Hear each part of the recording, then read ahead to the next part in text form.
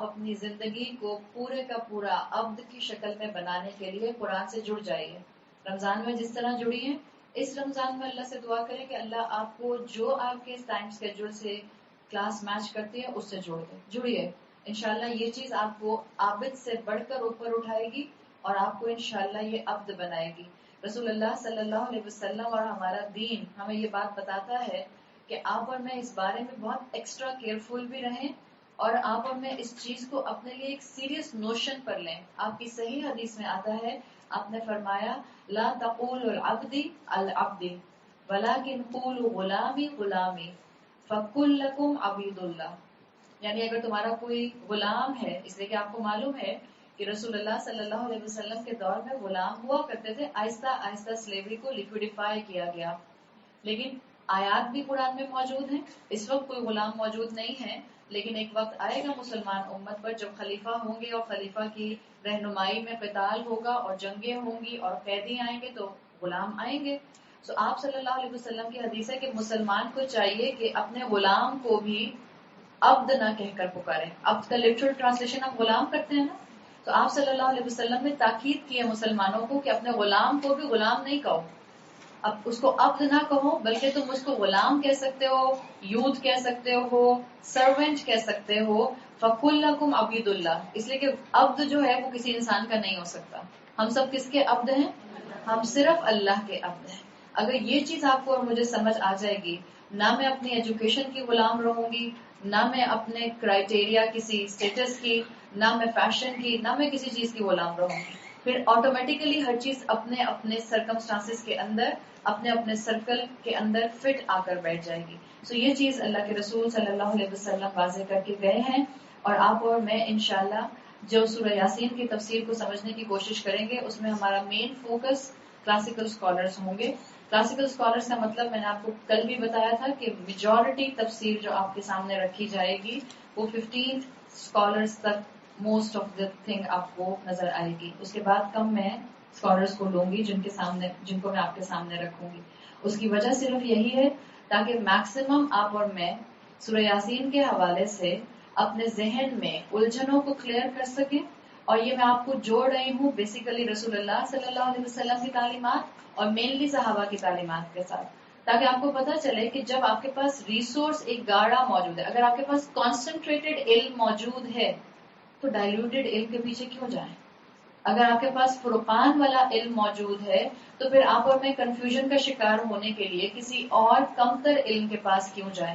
رسول اللہ صلی اللہ علیہ وسلم سے صحابہ نے ڈائریکٹ قرآن کو ریسیو کیا اور ڈائریکٹ ان کی سمجھ تھی جس پر وہ عمل کرتے تھے, اور اس کے بعد انہوں نے چیزوں کو لوگوں کے سامنے ایکسپلین کیا. صحابہ کی رائے کو یاد رکھیے گا, اگنور کر کے قرآن کی تفسیر نہیں کی جا سکتی. یہ کہنا کہ آج کسی بزرگ نے یہ کہا ہے یا پچھلی کسی جنریشن میں کسی بزرگ نے یہ کہا تھا اور اس کے مقابلے میں رسول اللہ صلی اللہ علیہ وسلم نے کچھ اور کہا ہو, تو کس کی بات مانی جائے گی؟ اللہ کے رسول صلی اللہ علیہ وسلم کی بات کو انشاءاللہ ہم مانیں گے. ایک مفسر قرآن آتے ہیں جو کہ سب سے زیادہ پرانے کلاسیکل اسکالرز کے اندر ایسے مفسر قرآن سمجھے جاتے ہیں جنہوں نے پورے قرآن کی تفسیر لکھی, اور میجورٹی تفسیر ان کی الحمدللہ آج بھی موجود ہے عربی زبان میں. ابن جریر الطبری, ابن جریر الطبری عربی اسکالر تھے, اور تقریباً یہ 310 ہجرت میں ان کا انتقال ہوا ہے, 310 ہجرہ میں. سو آپ سمجھ لیجئے کہ یہ مڈل سیکنڈ سینچری کے اسکالرز تھے, تو بہت قریب ہیں یہ تبع تابعین سے.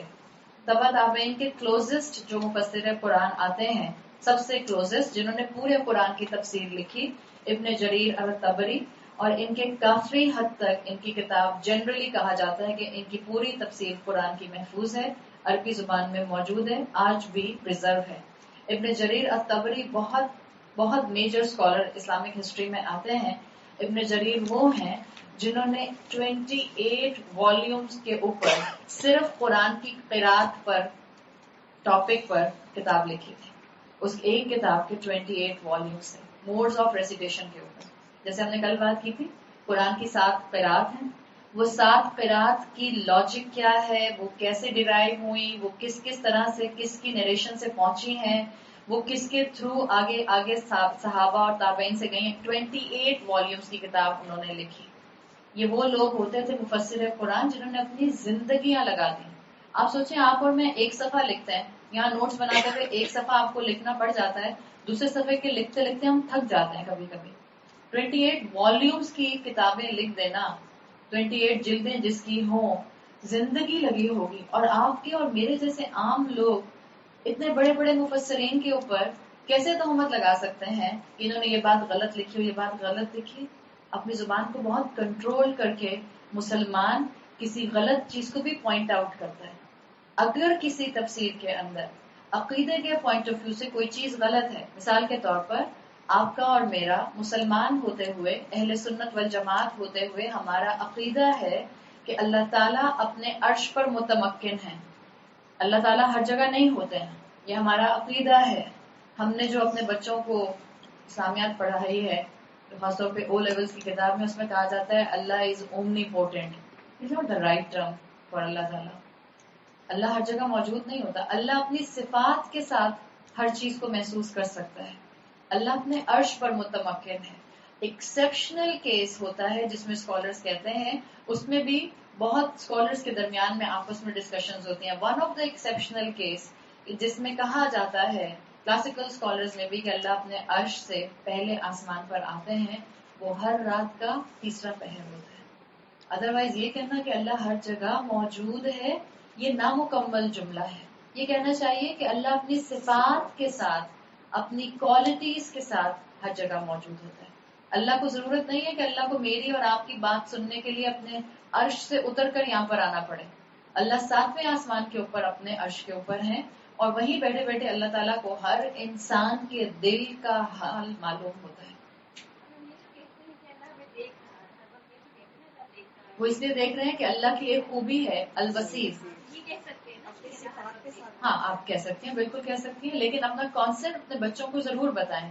اس لیے کہ دیکھیں ہمارے بچے, اور جو مجھے باقی اسلامیات کا اس وقت اندازہ نہیں ہے کہ جو میٹرک اور 9th میں پڑھائی جاتی ہے, لیکن جو او لیولز کی سائنس اسلامیات ہے اس تو اچھی خاصی ڈیٹیلڈ اسلامیات ہے, اور اس میں کافی چیزیں ایسی ہیں کہ جس میں ماؤں کو ضرورت پڑنی چاہیے کہ اپنے بچوں کے کانسیپٹ درست کریں.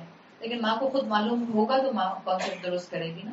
سو یہ چھوٹی چھوٹی چیزیں ہیں جس کو انشاءاللہ آپ اپنی روٹین کا حصہ بنائیں گی تو آپ کو اپنی تربیت اور اپنی اولاد کی تربیت کرنے کا موقع ملتا رہے گا. تو جب کسی مفسر قرآن کے بارے میں آپ کوئی چیز ایسی دیکھیں جو کہ آپ کو لگے کہ صحیح علم کے خلاف ہے, یا جہاں سے آپ نے علم حاصل کیا اس کے مطابق کچھ اس میں کمی ہے, سو ایک دم سے بہت سے الفاظ کا نامناسب استعمال کر کے یہ نہیں کہنا چاہیے کہ یہ تفسیر ٹھیک نہیں ہے. یہ آپ کے اور میرے جیسے انسانوں کو زیب نہیں دیتا. اس میں کوئی آپ سے پوچھے آپ کے یہاں پڑھنا چاہتی ہیں پڑھ لیجئے, لیکن یہ تفسیر زیادہ بہتر ہے. اس طرح سے کہنے میں آپ کا ادب سلامت رہے گا. یاد رکھیں مسلمان کی سب سے پہلی کوالٹی ادب ہوتا ہے. جیسے وہ اللہ کا ادب کرتا ہے, جیسے وہ رسول اللہ صلی اللہ علیہ وسلم کا ادب کرتا ہے, ایسے ہی وہ علم اور علم سے ریلیٹڈ لوگوں کا ادب کرتا ہے. تو یہ چیزیں ہمارے مفسرین نے ہمیں سکھائی ہیں. ہمارا فوکس ہونا چاہیے ہم ان تفاسیر پر زیادہ وقت لگائیں جس میں رسول اللہ کی صحیح احادیث ہیں, صحابہ کے اقوال کو مینشن کیا گیا ہے, اور تابعین اور تبع تابعین کے اقوال تک اس کو روکا گیا ہے. اسی لیے اسی کوشش کو سامنے رکھتے ہوئے ایک سورت کی ان ڈیپتھ اسٹڈی آپ کے سامنے رکھی جا رہی ہے, بجائے اس کے کہ ایک ہم دورہ قرآن پورا کرتے اور ترجمہ پڑھنے پر زیادہ فوکس ہوتا. بہتر ہے کہ آپ کم پڑھیں, کوالٹیٹیو پڑھیں. صرف فرائض کے بارے میں یہ بات اسکالرز کہتے ہیں کہ فرائض کے اندر آپ کو اس بات کی پریشانی نہیں ہونی چاہیے کہ اچھا میری تو کوالٹی اچھی نہیں ہوتی ہے نماز کی تو میں پڑھتی ہی نہیں. فرائض میں تو کوالٹی جیسی بھی ہے. مثال کے طور پر نماز, مثال کے طور پر روزہ. اگر آپ بالغ ہو گئی ہیں, روزہ فرض ہوتا ہے جب مرد لڑکا یا لڑکی بالغ ہو جاتے ہیں. اگر روزہ فرض ہے تو اب چاہے کتنا بھی برا لگتا ہے روزہ رکھنا, آپ کی کوالٹی تو بہت ہی خراب ہوتی ہے, دل تو چاہتا نہیں ہے, بس زبردستی رکھ لیتی ہوں. چاہے نہیں دل چاہتا کسی کا روزہ رکھنے کا, لیکن وہ پھر بھی فرض ہونے کی وجہ سے رکھتا ہے, تو کیا اس کو یہ کرنا چاہیے یا اس کو روزہ ہی نہیں رکھنا چاہیے کہ کوالٹی نہیں ہے تو روزہ رکھنے کا کیا فائدہ. فرض کے معاملے میں اسکالرز کہتے ہیں دل چاہے یا نہ چاہے, توأن یا کرہن بات ماننی ہے. نماز پڑھنے کا دل کر رہا ہے یا نہیں کر رہا, آپ نے نماز پڑھنی ہے اگر آپ مسلمان ہیں. سو یہ فرض کے معاملے میں بات ہوتی ہے. جہاں بات آ جائے نوافل کی وہاں کہا جاتا ہے کہ اب کوالٹی کو مینٹین کیجیے. ہم اس وقت جو عبادت کر رہے ہیں وہ ایک طرح کی ہماری اس رمضان کے مہینے کی نفلی عبادت ہے. قرآن کو سمجھنا، آپ الحمدللہ قرآن کی تلاوت اپنے گھر میں کر رہے ہیں، لیکن قرآن کو سمجھنے کے لیے وقت نکالنا، گھر سے نکل کے جانا، ایک نفلی عبادت، اس کے اندر کوالٹی مینٹین کرنا بہت ضروری ہے. سو ایک اللہ سے دعا کر کے اس لیے ہم ایک سورت کے اوپر تفصیل سے وقت لگا رہے ہیں تاکہ آپ کا اور میرا معاملہ علم حاصل کرنے کی طرف آگے بڑھے. یاد رکھیے جو تفسیر کا معاملہ ہے، ایک کتاب میں ایک اسکالر نے ایک بہت پیاری بات لکھی تھی. انہوں نے لکھی تھی، تابعی اسکالر تھے جنہوں نے اپنی کتاب میں یہ بات مینشن کی تھی، ایاس حمزہ کے ساتھ ہے، حمزہ یا الف سین جو آپ میں سے لوگ لکھتے ہیں. ایاس بن معاویہ نام تھا ان کا. یہ تابعی اسکالر تھے، مفسر قرآن، اور انہوں نے ایک ایگزامپل، ایک انالوجی دی کہ تفسیر پڑھنا اور تفسیر کرنا کتنا امپورٹنٹ ہے. انہوں نے کہا کہ تفسیر کرنا بالکل ایسا ہے کہ جیسے اندھیرا ہو بالکل، اور اندھیرے میں ایک علاقے کا بادشاہ کسی دوسری زبان میں اپنے رہنے والوں کو خط لکھ کر بھیجے. اب اندھیرا ہے تو ایک تو اندھیرا ہے تو ویسے بھی نہیں پڑھا جا رہا، پھر زبان دوسری ہے تو ویسے بھی نہیں پڑھا جا رہا. اور پھر انہوں نے مثال دی کہ ایسے سینیریو میں کسی ایک شخص کا اس زبان کا علم حاصل کرنا اور پھر اس اندھیرے میں کھڑے ہو کر ایک اپنی زبان کو آسان استعمال کرتے ہوئے اس تفسیر کو بیان کرنا، اس لیٹر کو ایکسپلین کرنا، بالکل ایسے ہے جیسے مفسر قرآن کسی علاقے میں قرآن کی تفسیر کرتا ہے. سو اس کو انکریج کریں، ہمیشہ تفسیر کی کتاب ضرور پڑھیں، تفسیر کی کلاس ضرور اٹینڈ کریں. میں کبھی بھی کنڈیم نہیں کرتی ہوں کہ آپ تجوید کے کورسز نہ کریں اور آپ عربی گرامر نہ پڑھیں، لیکن ایک جنرل ٹینڈنسی جو میں دیکھ رہی ہوں وہ بڑھتی جا رہی ہے کہ ہمیں گرامر پڑھنے کا بہت شوق ہوتا ہے، اور یوزلی ہوتا ہے جو کہ اچھی بات ہے. گرامر پڑھنے کا مقصد ہمارا یہی ہوتا ہے کہ ہمیں قرآن سمجھ آئے گا. لیکن میں آپ کو حقیقت بتا دوں، کوئی بھی علم، کوئی بھی کورس خالی ایسا مت جوائن کیجیے جس میں صرف ٹیکنیکلٹیز ہوں، جس میں قرآن کے ساتھ 1 to 1 پریکٹیکل تعلق نہ بن رہا ہو.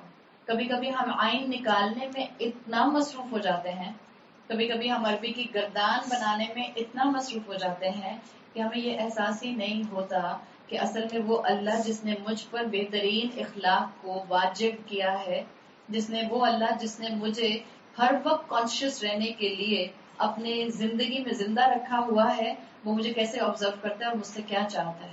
سو ہمیشہ کوئی بھی کام کریں، کوئی بھی علم حاصل کریں، علوم القرآن میں سے کسی نہ کسی تفسیر کے ساتھ جڑی رہی ہے. چاہے پڑھیے، اور پڑھنے سے زیادہ آپ کو اثر کیسے ہوگا؟ سننے سے ہوگا. تو سن کر انشاءاللہ اپنے آپ کو اس کے ساتھ کنیکٹ کیجیے تاکہ آپ کے لیے آسانی ہو جائے. دوسری ایک اور انکریجمنٹ جو آپ کو اور مجھے ملتی ہے کہ ہم کم سے کم ایک سورت کے اوپر جو آ رہے ہیں، میں آپ سے صرف ریکویسٹ کر سکتی ہوں، باقی آگے آپ کی مرضی ہے. سورہ یاسین کی آیات بہت چھوٹی چھوٹی ہیں، آپ میں سے اکثر کو 100% شیور سورہ یاسین یاد ہوگی. سورہ Yasin is one of the سورہ جس کو لوگ ایک سانس میں پڑھتے جاتے ہیں اور پھر پڑھ بھی لیتے ہیں، کیونکہ بچپن سے ہم نے دیکھا ہے کہ ہمارے کلچر میں سورت یاسین کی بہت اہمیت ہے. سورت یاسین کا یاد ہونا اور تجوید کے بغیر یاد ہونا مناسب نہیں. تجوید کے بغیر یاد ہونے کا مطلب میں اس لیے کہہ رہی ہوں کہ میرا تجربہ یہ ہے کہ جن کو بچپن سے سورہ یاسین یاد ہوتی ہے، ایک تو یہ کہ جو تجوید سیکھا ہوا ہوتا ہے اس کو یہ بات معلوم ہوتی ہے کہ سانس لینی ہوتی ہے، اور جب آپ کو سانس لینی ہوتی ہے تو پھر آپ کو ایک رول کو فالو کرنا ہوتا ہے. جو حافظ قرآن، جس طرح سے ہمارے پاکستان میں زیادہ تر قرآن حفظ کرایا جاتا تھا اور میرا خیال ہے ابھی بھی کرایا جاتا ہے، اس میں زیادہ تر ایک ایسا سسٹم ہے کہ جس میں ایک فلو میں بچہ یاد کرتا ہے. اگر آپ نے اس کو درمیان میں روک دیا وہ بھول جاتا ہے.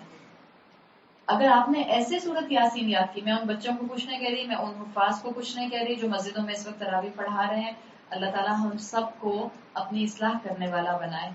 یقیناً آپ سے اور مجھ سے بڑھ کر ہی ہیں، اس لیے کہ آپ کو اور مجھے پورا قرآن حفظ نہیں ہے. تو بہت آرام سے یہ کہہ دینا کہ بہت تیز قرآن پڑھتے ہیں، تو ذرا سوچ سمجھ کے پڑھے لکھے انسان کو بات کرنی چاہیے. اگر آپ اپنے بچے کو حفظ کرانے کا سوچ رہے ہیں، پلیز کسی ایسی جگہ حفظ کرائیے جہاں اس کو ساتھ ساتھ اس آیت کا مفہوم بھی سمجھایا جائے گا اور اس کو یہ سمجھایا جائے گا کہ اگر وہ کہیں روکا جائے تو اس کو اگلی آیت کو پڑھنا آ جائے. اگر آپ کو سورہ یاسین ایسی یاد ہے کہ جس میں آپ ایک سانس میں پڑھ سکتی ہیں اور اگر درمیان میں آپ کو میں نے روک دیا کہ پلیز یہاں سے دوبارہ پڑھیے، آپ کہیں گے نہیں شروع سے پڑھنی پڑے گی،